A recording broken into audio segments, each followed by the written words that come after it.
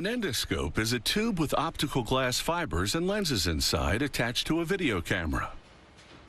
Doctors feed the endoscope through the patient's mouth or other opening, or insert it through a tiny incision. Then watch what the camera captures on a video monitor.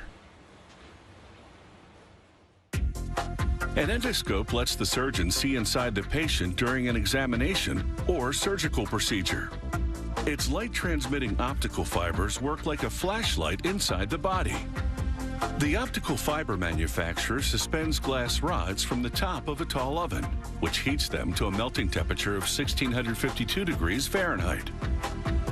Each rod drips downward in the form of a thin strand.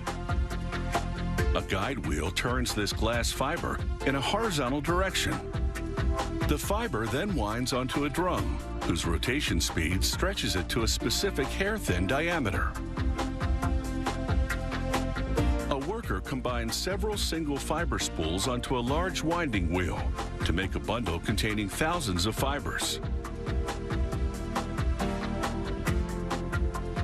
To make the cable that connects a light source in the operating room to the endoscope, a worker inserts an optical fiber bundle into a silicone cable sheathing. This one has nearly 9,000 fibers. She screws a stainless steel fastener called a ferrule onto each threaded end of the sheathing. After saturating the ferrules and optical fibers inside with glue and curing the adhesive with heat, the worker trims off excess fibers and hands off the cable to the next station, where a worker polishes both ends. Polishing finalizes the dimensions and enables light to shine through.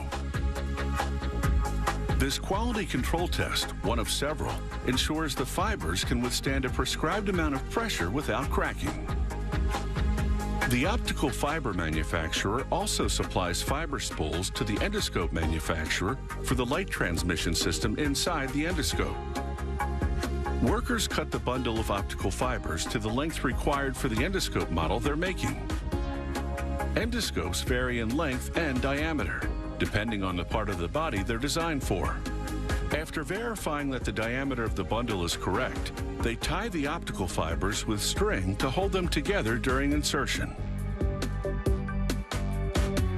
Then, workers insert the fiber bundle between the inner and outer stainless steel sheaths that make up the main body of the endoscope, pushing the fibers down the length of the inner sheath.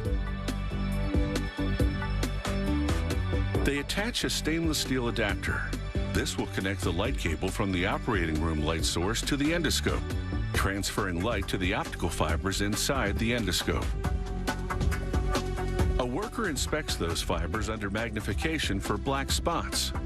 Black spots indicate broken fibers, which would interrupt the transmission of light. An endoscope transmits an image much like a telescope does. Optical lenses send reflected light which produces the image from inside the patient all the way up to your eye peering through the top. The lenses in the endoscope are glass rods. After cleaning them with a chemical solution, workers line them up in a fixture with brass spacers of various lengths in between. Depending on the length of the endoscope, there are 5 to 7 lenses. The spacers create specific distances between them.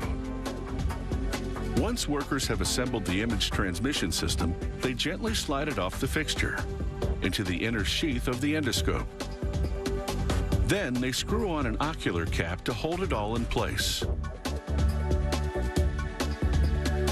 A worker cleans the cap's glass top, then attaches an eyepiece.